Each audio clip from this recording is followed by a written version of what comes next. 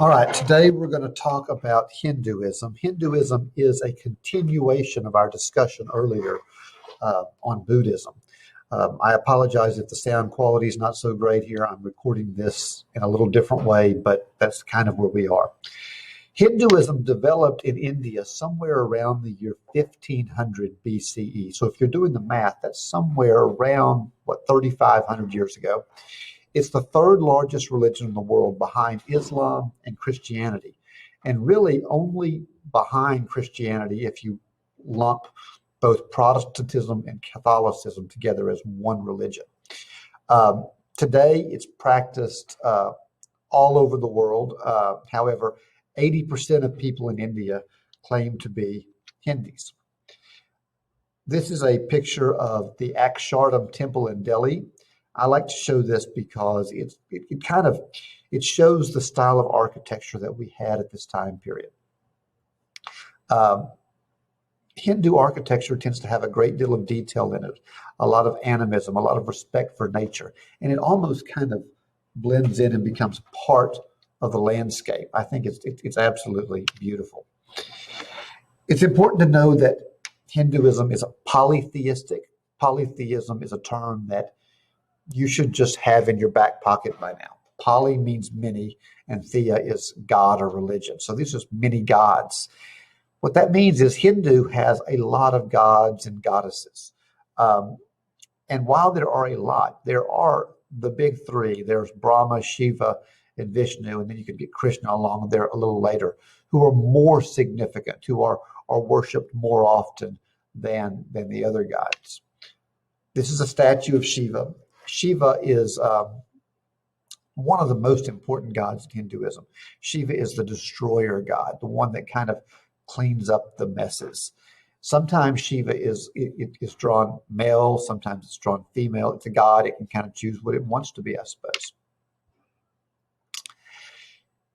As far as holy texts go, the Hindus don't have just one holy text. They have a collection of Bibles or books.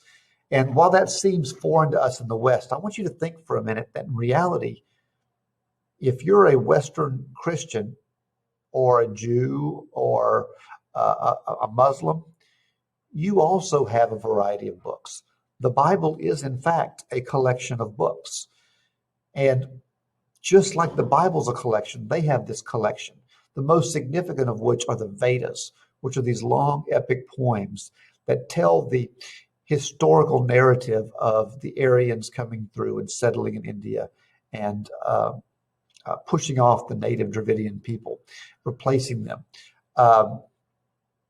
Again, that shouldn't be odd to us, although it feels like it's odd, even though in the West, a great deal of the Old Testament and even the New Testament is really just history stories. It's really just these epic poems of history.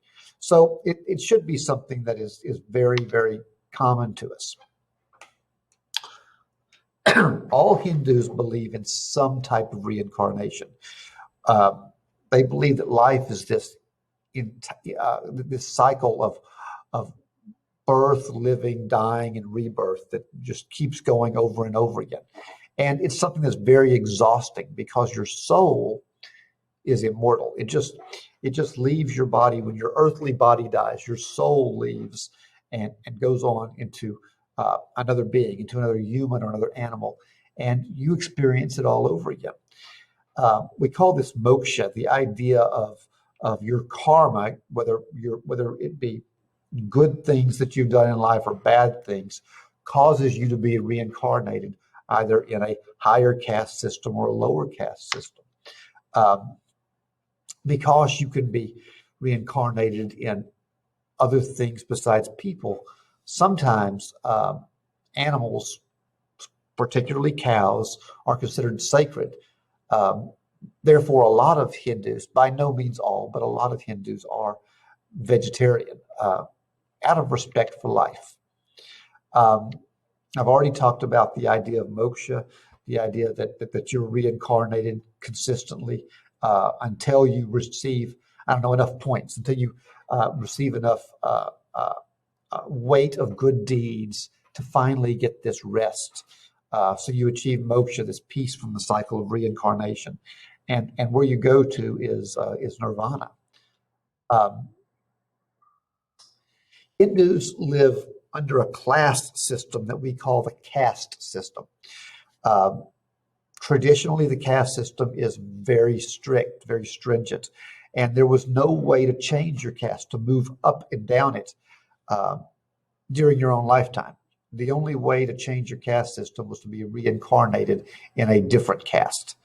I guess the best way to explain caste to a Westerner is it's kind of like upper class, middle class, and lower class in the West, except it's hereditary.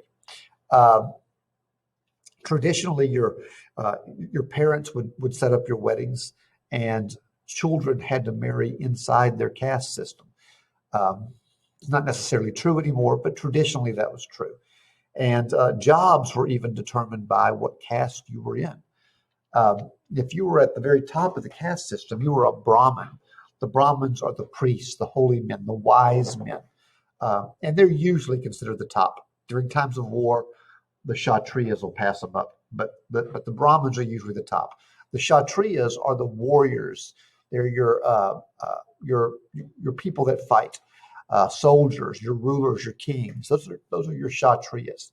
Um, Again, a very small portion, just below the Brahmins. Then you have your Vaisyas. Your Vaisyas is, I guess, the best example would be this is your middle class. It's a pretty large group, but not massive.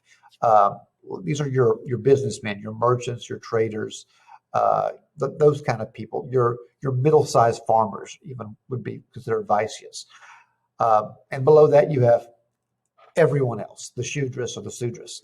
The Shudras are your peasants, your field workers, your day laborers.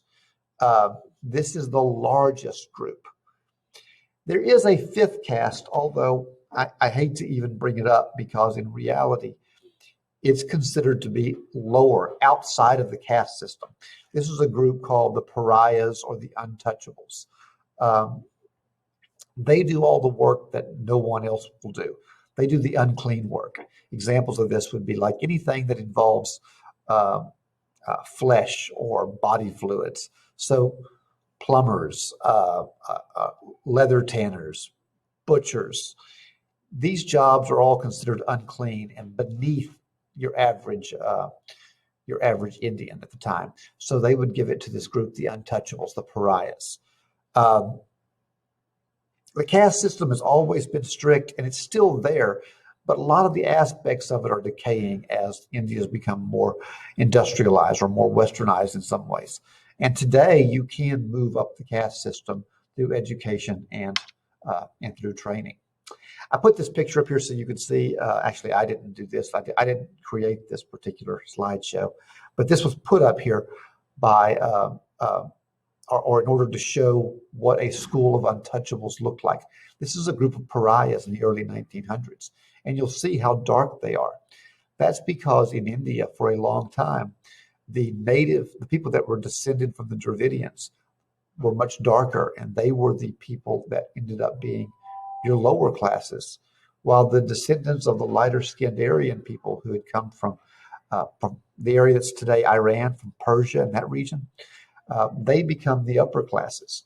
So you end up with a system where it's very, and it's just very, very divided. We'll pick up with Shintoism on the next lecture.